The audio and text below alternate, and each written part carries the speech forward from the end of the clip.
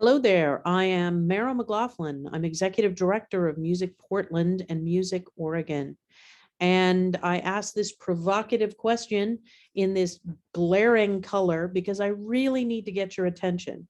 If you are a music professional operating in Oregon, earning some or all of your income from performing music, producing music, promoting music, recording music, any of those things, making instruments, you need to pay attention right now because the most important thing that has happened for popular music in Oregon is in progress right now, and we need your help.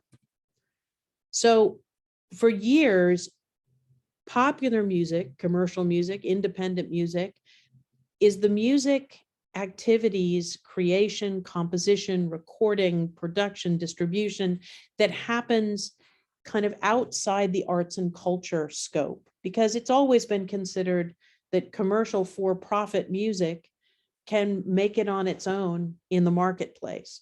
But as things have changed dramatically in the way that music is monetized, that pay for live performance has stagnated, and that rising costs are increasing and cities are becoming more dense and less sound tolerant. It's harder to find spaces for venues and rehearsal spaces, and artists increasingly can't afford to live in some areas of the state.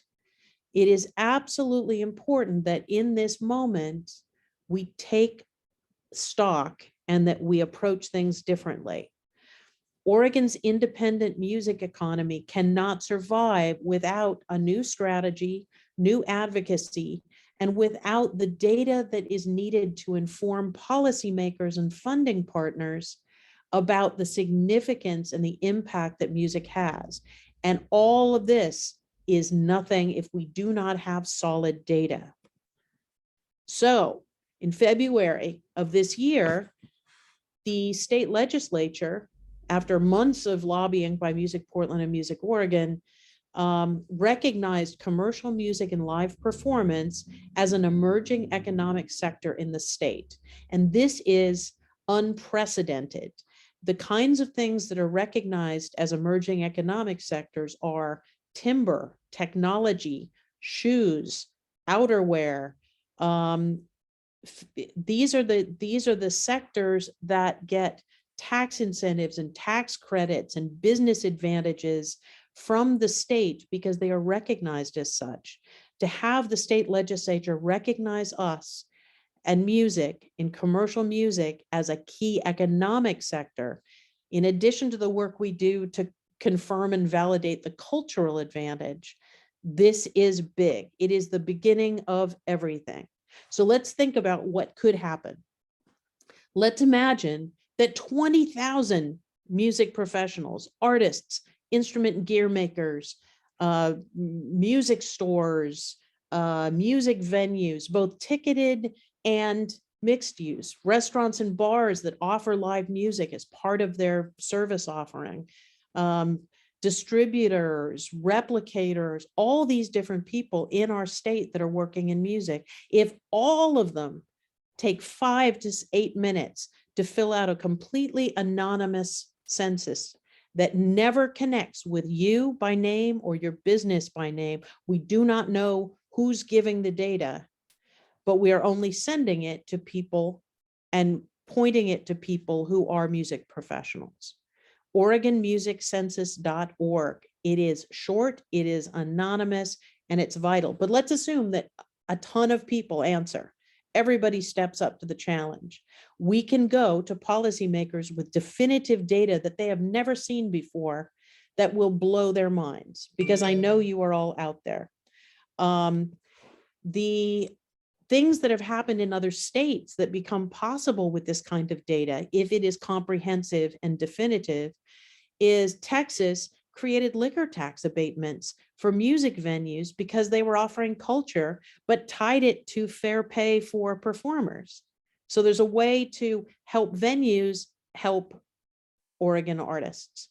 In Georgia, they expanded their film and media incentive programs to include music composition, creation, and post-production, so that it was attracting media people and producers to Georgia, to use Georgia artists to actually do soundtracks for all kinds of media. Those are the kinds of things that are possible if everyone stands up.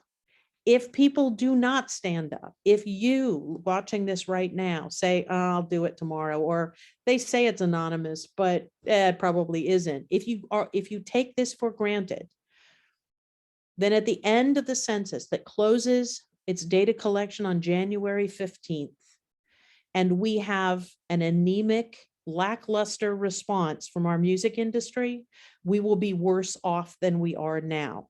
Because right now, they just don't know anything.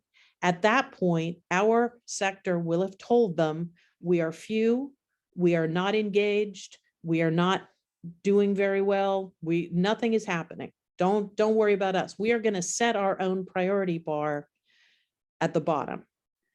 We need your help right now. You need to take a minute, fill out this census, and then you can go to OregonMusicCensus.org, and there's a button for the Crusader Pack. Become somebody that is out fighting to get every musical peer that you know to do the same thing, so that we really can hit the ground and create incredibly new innovative programs that support music centers across the state. We want small communities to be supported, and musical artists who live in small communities, music businesses that locate there. We are particularly keen to be supporting the entire state's music economy, not just the large metro area. So take a minute, please make this a priority. It really matters. It will matter in the best case, and it will impact you badly in the worst case. Make it a priority. I look forward to working with everybody.